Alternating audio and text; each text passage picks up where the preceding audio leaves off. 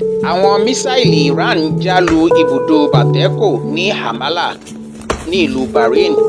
Àjálù irú ẹ̀ àkọ́kọ́ lórí ilé ẹ̀rọ tó jẹ́ ohun ìní Amẹ́ríkà gangan.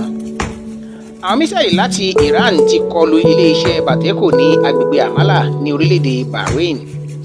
Ilé-iṣẹ́ yìí kìí ṣe ibùdó ìbánisọ̀rọ̀ lásán o, ó tún gbé àwọn ohun amáyédẹrùn pàtàkì tí Amazon Web Services pẹ̀lú data center àti agbára ìṣirò àwọsánmọ̀ ìyẹn cloud computing tí ó jẹ́ apá kan nínú ẹ̀ka Amazon Web Services ti Middle East ní Bahrain.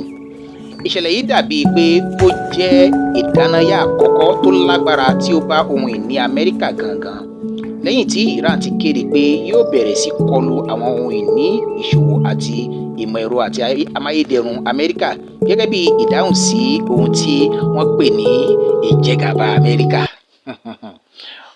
Ọ̀rọ̀ yìí tí wàá ń gbádùn sí, ogun yìí tí wàá ń lágbára sí. Ipa lórí ìnáwó àti ìdókòwò. Dídásílẹ̀ Amazon Web Service ní Bahrain jẹ́ ìdókòwò ńlá gan-an. Láti ọdún 2019 tí wọ́n ti bẹ̀rẹ̀ rẹ̀, wọ́n ti fi ọgọgọ́rùn mílíọ̀nù dé ẹgbẹẹgbẹ̀rún mílíọ̀nù dọ́là kan sínú rẹ̀. Wọ́n ṣe àwọn ohun amáyédẹrùn lóríṣiríṣi. Bákan náà wọ́n ṣe àwọn tí a pè ní server, èyí tí ó máa ń mú ẹ̀rọ kan bá ẹ̀rọ míì sọ̀rọ̀ láti ibìkan sí ibìkan, tàbí tí ó máa ń gbé nǹkan tó wá ṣiṣẹ́ lórí ẹ̀rọ kan fi hàn ẹ̀rọ míì. Bákan náà wọ́n ṣe àwọn ohun tí ó máa mú àwọn ẹ̀rọ náà tutù àti ìdáàbòbò ilé-iṣẹ́ ọ̀hún.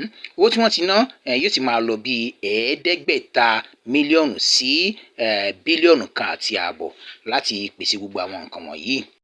Àbájáde ìpalára náà fi wá pé yóò ní agbára gan fún Amẹ́ríkà láti rọ́pò gbogbo ohun tí wọ́n bàjẹ́ yìí, nítorí pé owó tí ó pọ̀, owó rọ̀gùrọ̀gù ní títúnṣe yóò ná. Táwa gan ni AWS ìyẹn Amazon Web Services ń ṣiṣẹ́ fún. Amazon Web Services ń ṣiṣẹ́ fún ilé ìfowópamọ́ ńlá àti ilé ìṣúná owó.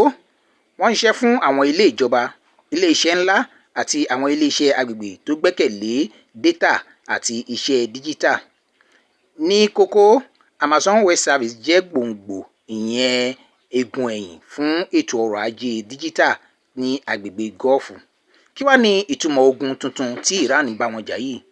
Pẹ̀lú kíkọlù tí Iran kọlù AWS yìí, Iran ti gbé ogun lọ sí ìpele tuntun. Iran ò ja ogun lásán mọ́ o, ó ti sún síwájú lọ sí ìpele tó ga bíi ilé iṣẹ́ ìmọ̀ ẹ̀rọ, ètò ọrọ̀ ajé, ohun amáyédẹrùn díjítà. Àwọn ilé iṣẹ́ bíi Amazon náà kò takété sí ogun tó ń lọ yìí. Wọ́n ń ṣe ìkúnlọ́wọ́ lórí pípèsè agbára